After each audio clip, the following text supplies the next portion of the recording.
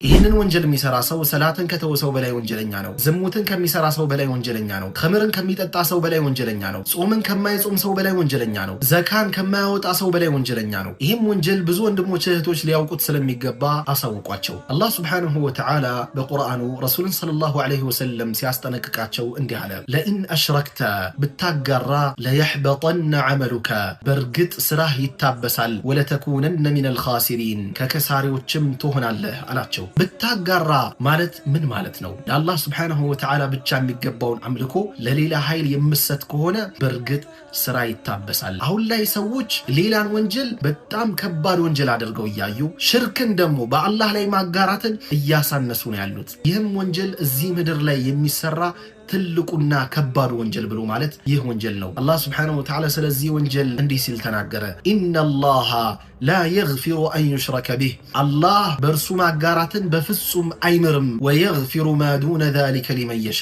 ከዚህ ሌላ ያለውንም ኃጢአት ለሚሻው ሰው ይምራል አለ አላህ ስብሓንሁ ወተዓላ። አላህ ያዘነላቸው ሲቀሩ ላኢላሃ ኢለላህ እያሉ ከአላህ በቀር በሐቅ የሚመለክ አምላክ የለም እያሉ ከአላህ ውጪ ሌላን ይጣራሉ፣ ሌላን ይለምናሉ፣ ከሌላ ሄደው እርዳታን ይፈልጋሉ፣ ከሌላ ኃይል ሄደው ጊዜያቸው፣ ህይወታቸው፣ አመታቸው እንዲባረክ ይፈልጋሉ። ወላህ እንዲህ የምታደርጉ ሙስሊሞች ትልቁን ወንጀል እየሰራችሁ ነው ያላችሁት። በአላህ ላይ እያጋራችሁ ነው ያላችሁት። እናንተ ሙስሊሞች ናችሁ። አላህን ሱብሓነሁ ወተዓላ ጥርት አድርጋችሁ ነው መገዛት ያለባችሁ። ረሱልም ሰለላሁ ዐለይሂ ወሰለም በሐዲታቸው እንዲህ አሉ፣ ከሰዎች የተመሳሰለ ከነሱ ነው ብሏል። አላህን ሱብሓነሁ ወተዓላ በብቸኝነት መገዛት እናንተ ጋር ሳይኖር፣ ተውሂድ እናንተ ጋር ሳይኖር፣ ሽርክ የሚባለው ነገር በአላህ ላይ ማጋራት የሚባለው ነገር ከእናንተ ጋር እያለ የፈለገ ያክል ብትሰግዱ፣ የፈለገ ያክል ብትጾሙ፣ የፈለገ ያክል መልካም ስራ ቢኖራችሁ ወላሂ የመልካም ስራችሁ ምንም አይጠቅማችሁም። ለምን? በዜሮ ነው የሚባዛው።